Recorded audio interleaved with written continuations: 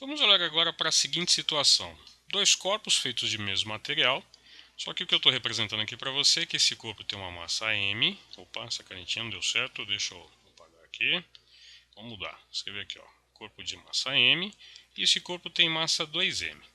Vamos considerar que esse corpo estava a uma temperatura θ0 e vai aquecer até uma temperatura θ, e esse corpo estava a uma temperatura θ0 e vai aquecer a mesma temperatura θ.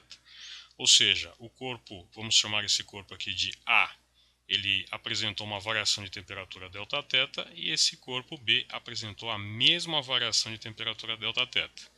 Agora, para o corpo A, para que a temperatura varie Δθ, ele recebe uma quantidade de calor Q. Para que o corpo B apresente a mesma variação de temperatura Δθ, ele vai ter que receber uma quantidade de calor maior, afinal de contas ele tem uma massa maior. Como ele tem o dobro da massa, podemos dizer que ele recebe uma quantidade de calor 2Q, ok? Portanto, podemos escrever o seguinte: a quantidade de calor recebida pelo corpo B é o dobro da quantidade de calor recebida pelo corpo A, ok? Vamos trazer essa informação para cá. Você lembra que agora há pouco nós comentamos que a quantidade de calor é o produto da capacidade térmica pela variação de temperatura? Pois bem, como a quantidade de calor do corpo B é o dobro da quantidade de calor recebida pelo corpo A, então capacidade térmica do corpo B vezes Δθ é igual a 2 vezes capacidade térmica do corpo A vezes Δθ. Como os dois corpos passaram pelo mesmo aquecimento na nossa condição, então a gente conclui que a capacidade térmica do corpo B é o dobro da capacidade térmica do corpo A. Faz sentido? Pois bem, mas a diferença única que aparece aqui entre os dois corpos A e B é a massa. A massa do corpo B é o dobro da massa do corpo A, e a sua capacidade térmica é o dobro da capacidade térmica do A. Podemos concluir de forma simplificada, então, que a capacidade térmica ela depende da massa do corpo. Ela é proporcional à massa do corpo. Podemos escrever, inclusive, isso assim: a capacidade térmica é proporcional à massa. Como que a gente vai ler isso daqui? Quanto maior a massa do corpo, maior a sua capacidade térmica. Pois bem, se a capacidade térmica ela é proporcional à massa, então ela pode ser escrita assim: uma constante vezes a massa do corpo. Essa constante aqui ela é chamada de calor específico sensível e ela depende diretamente da substância da qual esses dois corpos são constituídos, ok? Então, o calor específico sensível ele identifica a substância. A gente pode dizer, inclusive, o seguinte: quanto maior o calor específico, maior a capacidade térmica. Lembrando que quanto maior a capacidade térmica, mais difícil é para esse corpo se aquecer. Quanto menor o calor específico, menor a capacidade térmica. Quanto menor a capacidade térmica, mais fácil é para esse corpo se aquecer. Estou considerando corpos de massas iguais. Mas o calor específico tem essa função, identificar para a gente qual substância, por exemplo, é mais fácil de aquecer ou mais difícil de aquecer, ok? Com relação a unidades do calor específico sensível, se a gente usar as chamadas unidades usuais, o calor específico sensível será dado da seguinte maneira: caloria por grama vezes grau Celsius. Tá? Essas são as unidades usuais. Ok? Muito bem, vamos juntar as pecinhas. Nós vimos agora há pouco que a quantidade de calor que um corpo recebe é proporcional à variação de temperatura que ele apresenta, e essa proporcionalidade é dada pela capacidade térmica desse corpo. A capacidade térmica, por sua vez, ela é proporcional à massa desse corpo, e a proporcionalidade é dada pelo calor específico sensível. Pois bem, juntando essas duas pecinhas, nós podemos escrever o seguinte: a quantidade de calor Q é Czão, quem é Czão? Produto de M vezes C, massa vezes calor específico sensível, vezes a variação de temperatura Δθ. Essa equação aqui é conhecida com o nome de equação fundamental da calorimetria, e ela junta todas as informações a respeito do aquecimento de um corpo. Lembrando que vale sempre, quase sempre, para todos os materiais, né, ou melhor dizendo, né, vamos corrigir essa frase, ficou ruim.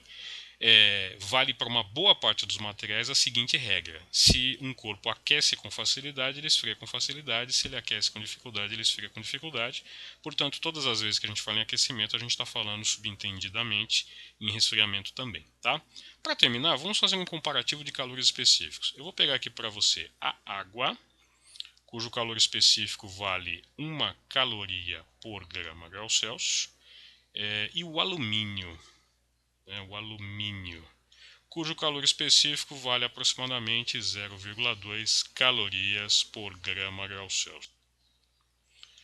Qual é o significado disso? Então, vou fazer aqui no cantinho. Tá? Vou passar aqui uma linha, vou fazer aqui no cantinho. Vamos pegar a água novamente. Se eu pegar uma vasilhinha com 1 grama de água, então aqui eu tenho 1 grama de água. Se eu quiser que a temperatura dessa água apresente uma elevação de 1 grau Celsius, eu tenho que fornecer para ela 1 caloria. Então é assim que a gente lê essa informação do calor específico. 1 caloria para 1 grama variar 1 grau Celsius. Se eu quiser que aumente a temperatura em 1 grau Celsius, eu tenho que fornecer 1 caloria. Se eu quiser que diminua 1 grau Celsius, eu retiro 1 caloria. Já no caso do alumínio, a coisa funciona assim, né? Opa, deixa eu escrever direito aqui. Alumínio, apaga, vamos lá. Já no caso do alumínio, a coisa funciona assim. Se eu pegar um bloquinho de alumínio de 1 grama de massa, se eu quiser que a temperatura desse alumínio suba a 1 grau, eu tenho que fornecer 0,2 calorias. Se eu quiser que desça 1 grau, eu retiro 0,2 calorias. Comparando o calor específico, a gente consegue identificar qual substância é mais fácil ou mais difícil de aquecer, considerando massas iguais. Então, 1 grama de água é muito mais difícil de aquecer do que 1 grama de alumínio, porque 1 grama de alumínio precisa de 5 vezes menos calor do que 1 grama de água. Ok? Olha que legal, vai dar tempo de a gente resolver um exemplo. Um corpo constituído por uma substância de calor específico 840 joules por kg Celsius, calor específico, é aquecido por uma fonte térmica e apresenta a variação de temperatura conforme o gráfico. Então veja, o gráfico mostra que a temperatura inicial era 15 graus e ele mostra o aquecimento até 35 graus. Então aqui nós temos uma variação de temperatura bem especificada. E isso acontece no intervalo de 0 a 40 minutos, então aqui a gente tem um intervalo de tempo de aquecimento. Se o corpo tem massa igual a 250 gramas, então a quantidade de calor fornecida pela fonte a cada minuto é de quanto? Considerar uma caloria igual a 4,2 joules.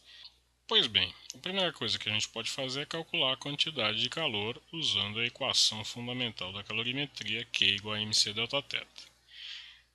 Cuidado com as unidades, a massa está em grama, mas o calor específico está em joule por quilograma. Então você pode, por exemplo, seguir esse caminho aqui.